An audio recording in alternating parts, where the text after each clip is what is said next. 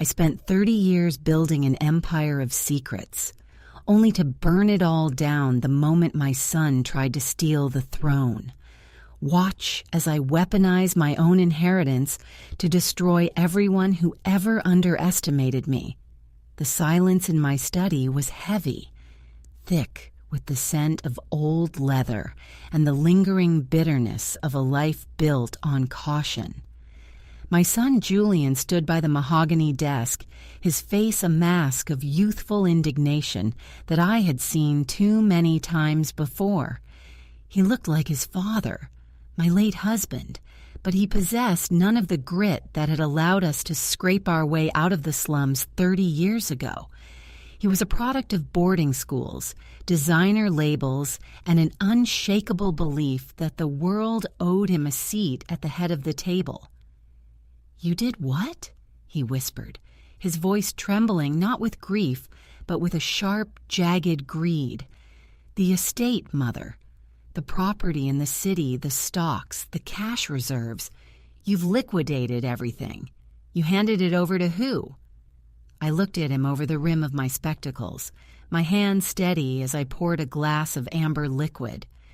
I didn't answer immediately. I took a slow, deliberate sip, letting the heat of it settle in my chest.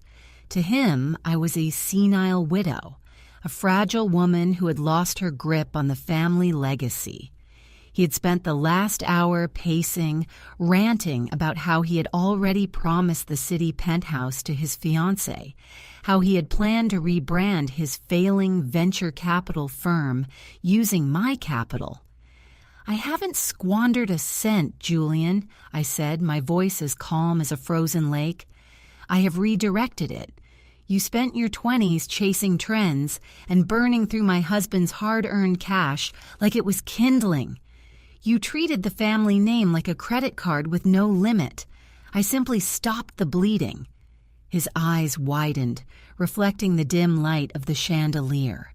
He lunged forward, slamming his palms onto the desk, leaning into my personal space as if intimidation could rewrite the past decade of his failures. "You had no right. That money was meant for my future. It was my birthright. You've ruined me, you old fool. Do you have any idea what kind of debt I'm currently holding? I'm going to be audited by Monday, and I needed that liquidity to clear the ledgers.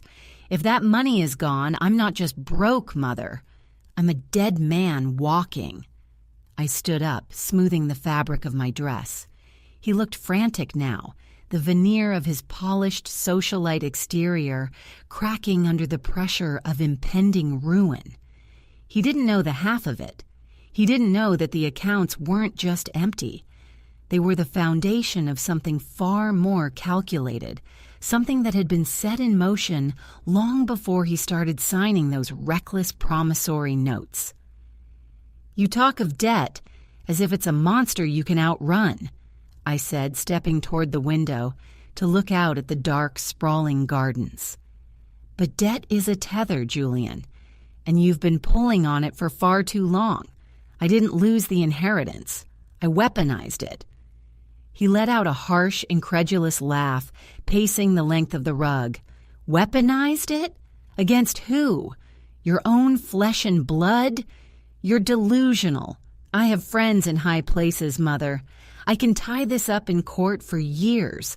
I can have you declared incompetent, have the executors freeze every last cent you've moved. I will hunt down every penny, and I will make sure you spend your final years in a state facility with nothing but the clothes on your back." I turned back to him, a faint, sad smile playing on my lips.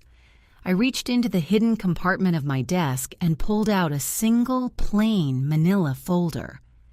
I slid it across the wood until it rested under his trembling hand. "Go ahead," I said, my voice dropping to a whisper that seemed to echo in the rafters of the house. "Open it. Look at what you've actually been doing with my money for the last 3 years. And then tell me if you're still so eager to bring the authorities into this house." He hesitated, his fingers hovering over the folder, his bravado finally flickering out. He reached down, slowly lifting the flap, and as he began to read the first page, the color drained from his face until he looked like a ghost. He looked up at me, his mouth agape, as a heavy, synchronized thudding began to echo against the front door downstairs. The thudding at the front door was not the polite knock of a courier or the rhythmic pounding of a disgruntled neighbor. It was a heavy, metallic impact, the sound of a battering ram finding its rhythm against reinforced oak. Julian froze, the manila folder slipping from his white-knuckled grip. Papers cascaded onto the dark hardwood floor like falling leaves, revealing snapshots of shell companies, offshore wire transfers, and signatures that looked suspiciously like his own, forged in the heat of desperation. "Who is that?" he gasped, his voice cracking. He looked toward the bedroom door, then back at the folder, his eyes darting frantically. "Mother, who did you let into this house? What is in those documents?" "The truth is a heavy burden, isn't it, Julian?" I walked to the fireplace, leaning against the mantel as the house shuddered under another deafening blow. "You thought you were the only one playing the game. You thought your little embezzlement schemes were hidden behind the complexity of your firm's restructuring. But you forgot who taught you how to read a balance sheet. You forgot who showed you that, in business as in war, the most dangerous enemy is the one you underestimate." Another boom rattled the crystal chandelier above us, sending a shower of glass fragments onto the floor. Julian scrambled backward, his back hitting the library wall. "You set me up," he whispered, realization dawning in his panicked eyes. "The liquidations, the offshore accounts, the investments. You made it look like I was the architect of the fraud. Those documents, you forged them to point back to me." I watched him with a detached, clinical curiosity. It was almost poetic, watching the arrogance drain out of him. "I didn't need to forge a thing, Julian. You left a trail of breadcrumbs wider than a highway. Every bribe, every kickback, every ghost employee, I simply collected the evidence and placed it in a tidy folder for the very people you've been double-crossing." "You called them?" His face was a mask of pure terror now. "You called the syndicate? They'll kill me. They don't care about legal proceedings. They care about their missing millions. You've signed my death warrant." "I've simply balanced the books," I replied, my voice steady, unbothered by the violence vibrating through the foyer. "You squandered my husband's legacy on cheap thrills and bad bets. I decided that legacy was worth more as a debt collection tool." The door downstairs splintered with a sound like a gunshot. Heavy boots crunched across the shattered debris of the entryway, the sound rhythmic, purposeful, and lethal.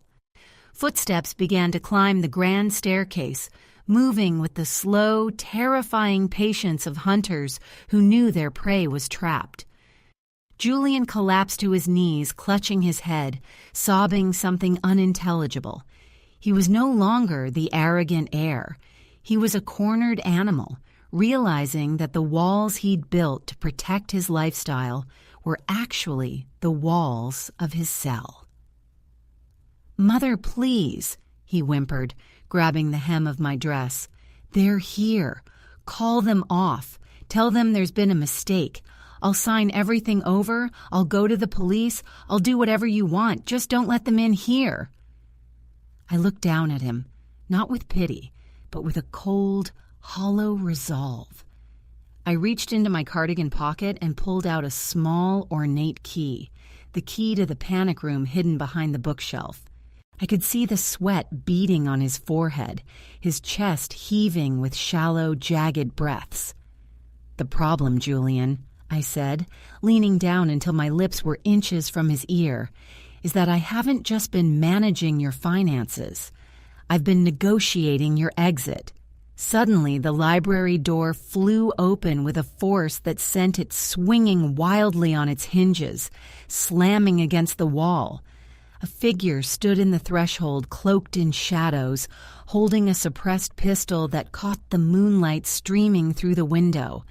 Behind them, 2 more men stepped into the light, their faces obscured by ski masks, their eyes fixed solely on the man cowering at my feet.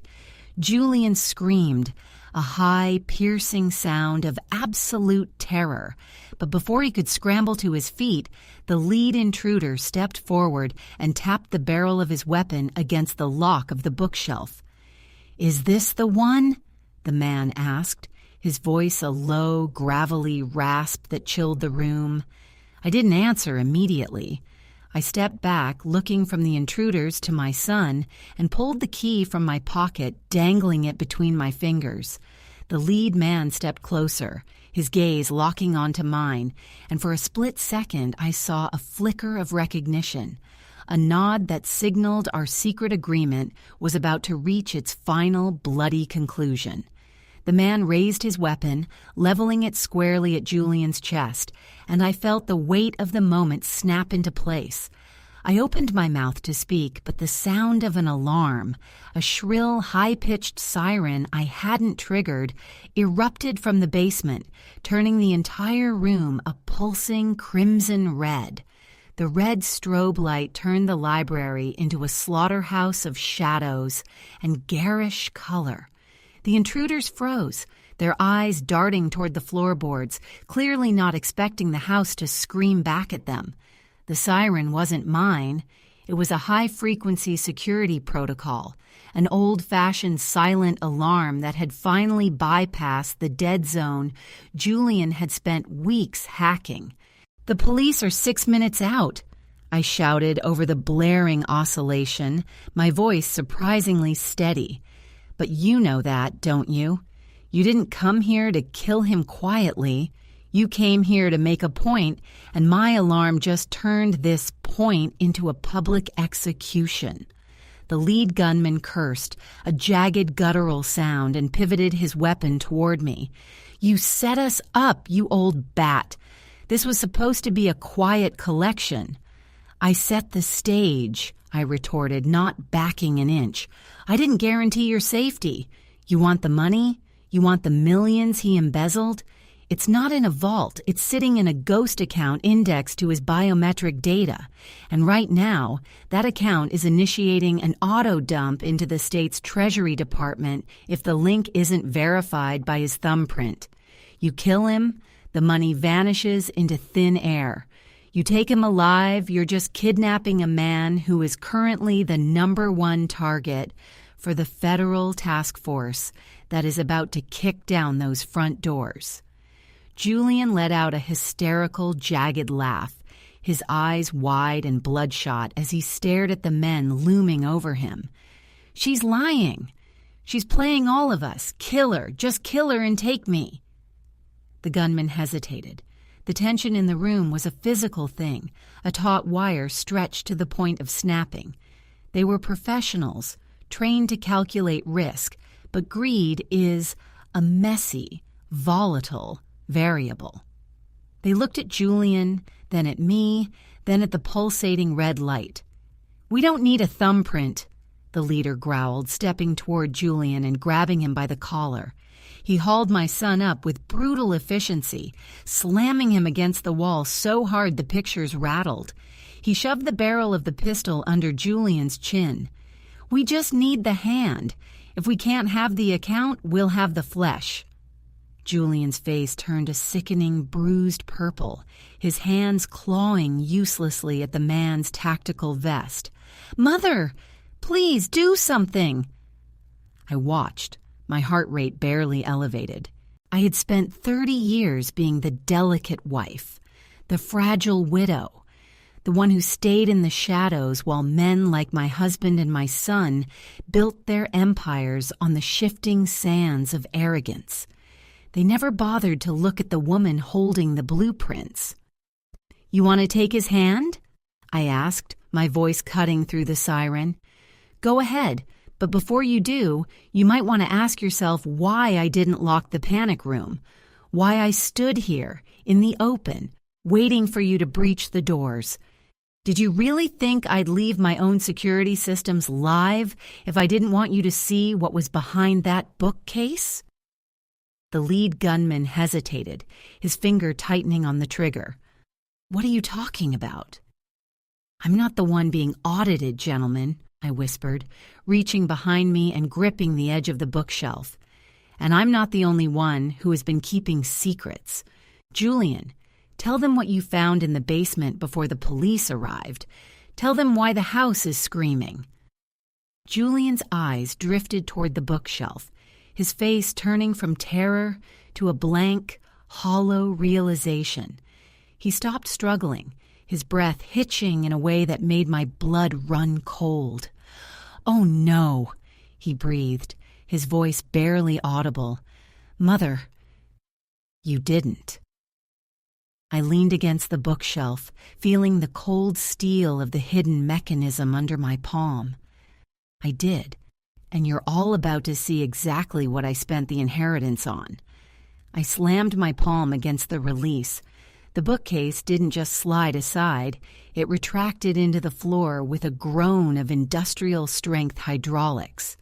As the wall vanished, the red strobe light hit the contents of the hidden chamber, and the gunmen didn't just hesitate.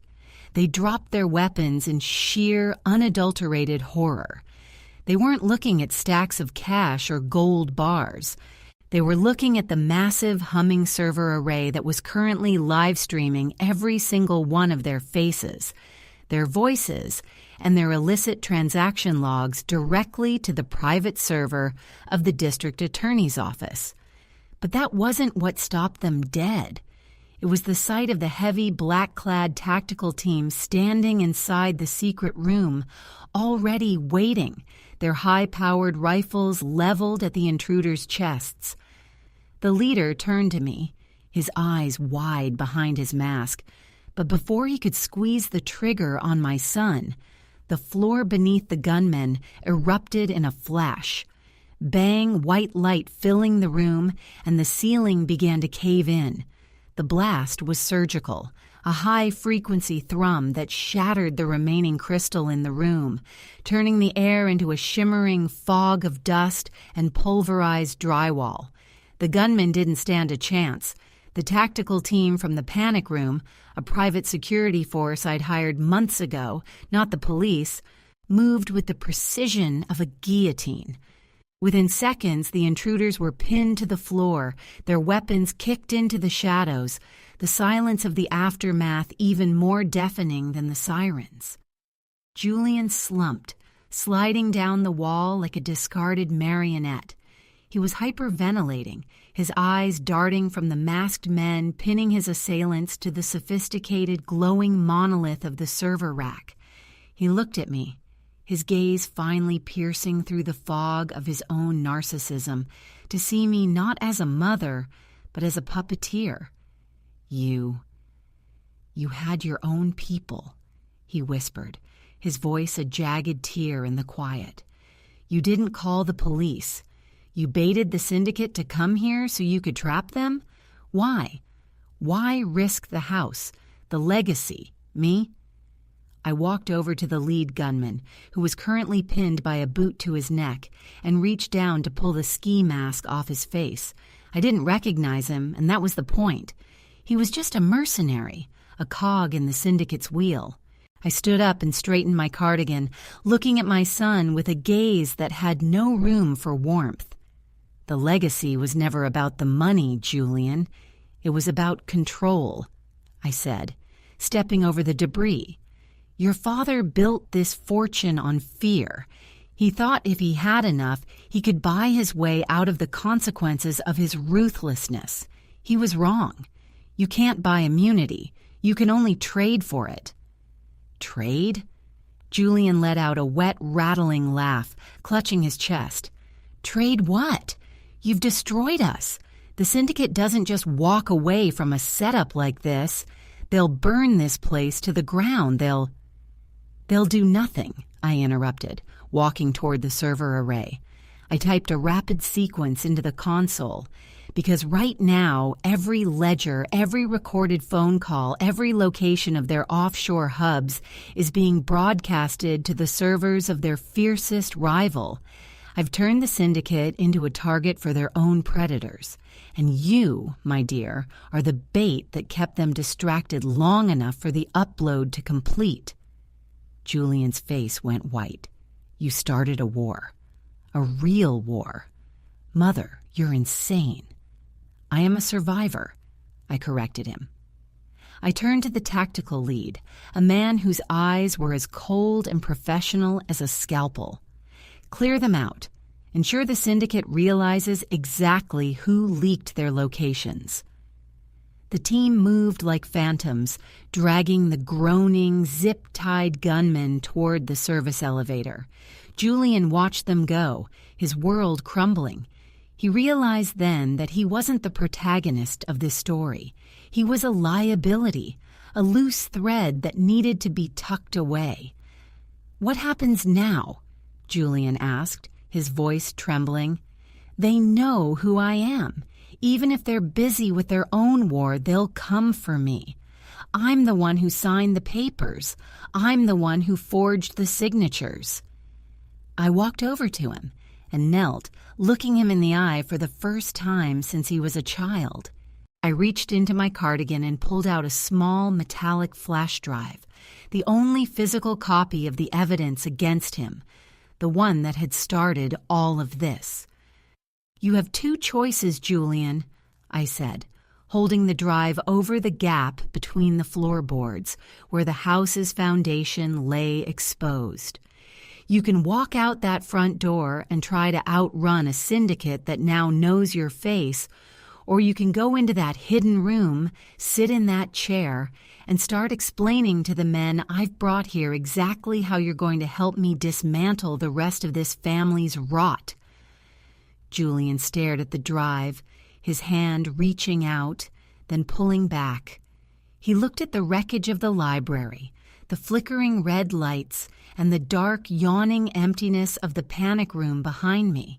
He knew there was no safety, only degrees of entrapment. "If I stay," he whispered, "I'm your prisoner." "If you go," I replied, "you're a corpse." I heard a heavy metallic thud from the front of the house. It wasn't the police. It was the distinct sound of a breaching charge being primed on the heavy oak doors. My security lead stepped back into the room, his earpiece glowing a steady, ominous blue. He looked at me and shook his head once. "They're not the police, ma'am," he said, his voice clipped and urgent. "And they're not the syndicate. They're the people you told me never to worry about." My breath hitched. I had calculated every variable: the greed of the syndicate, the pride of the rivals, the incompetence of my son. But I had forgotten about the one debt I hadn't paid.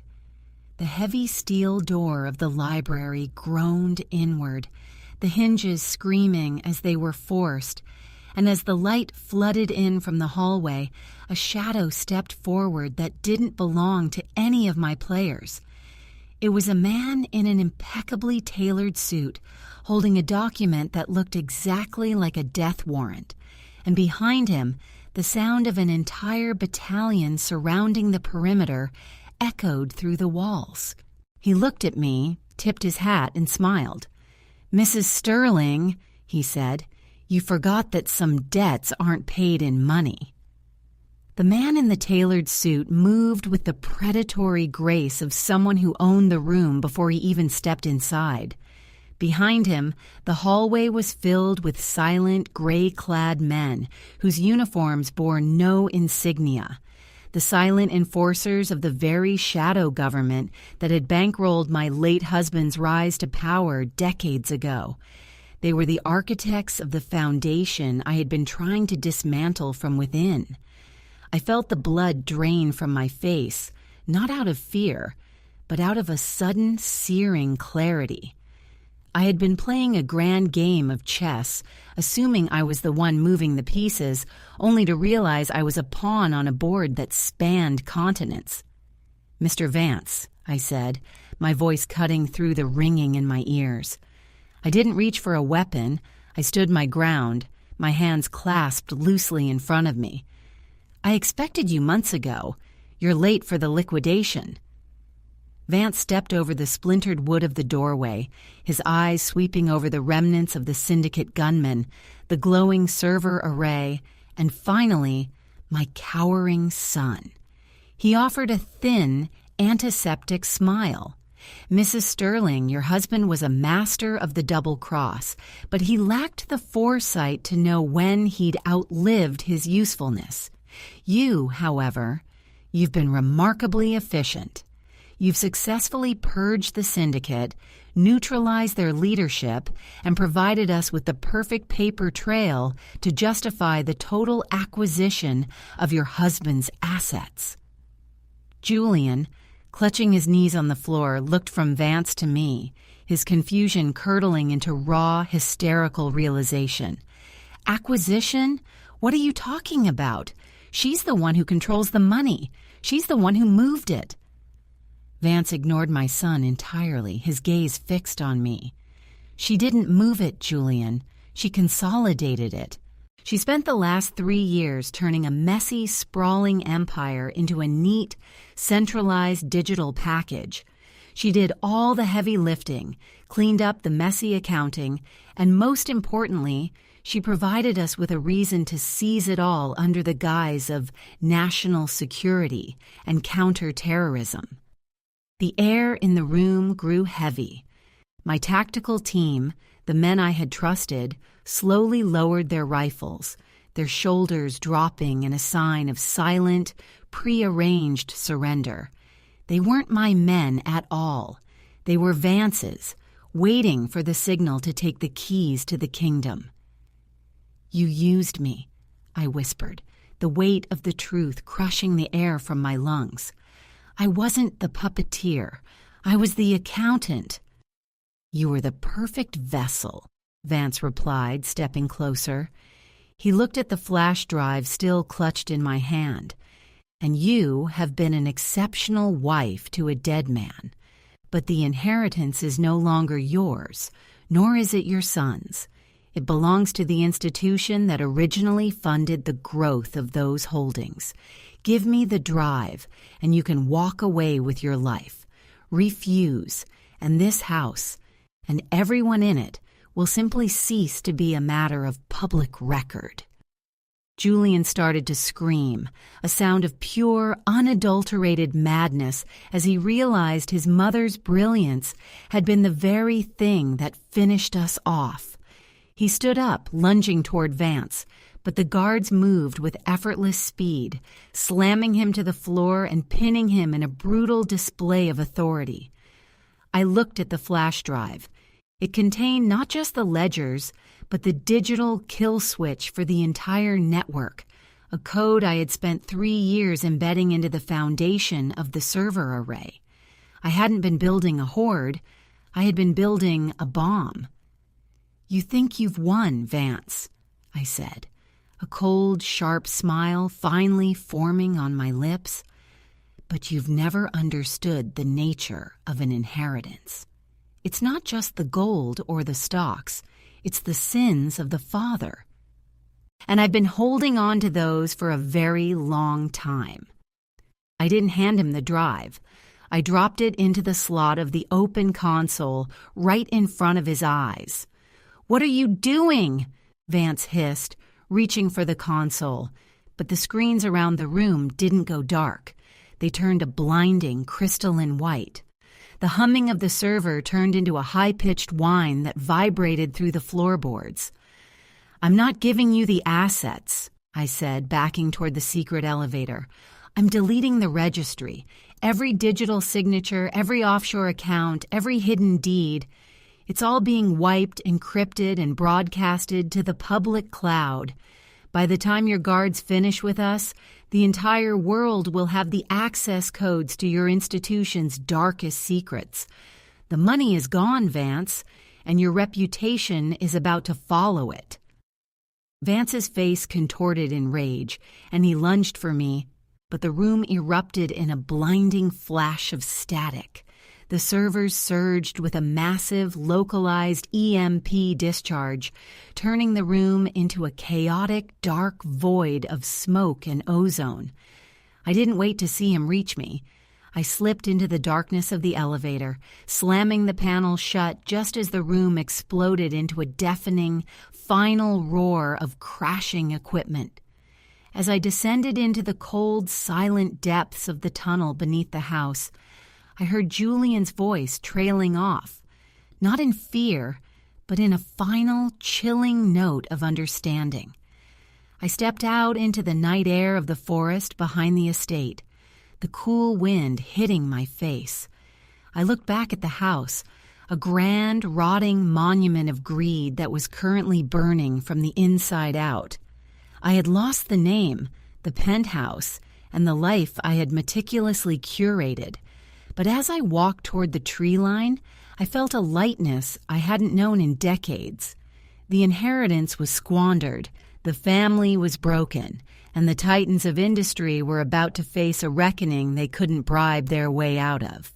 For the first time in my life, I had absolutely nothing, and for the first time in my life, I was finally truly free.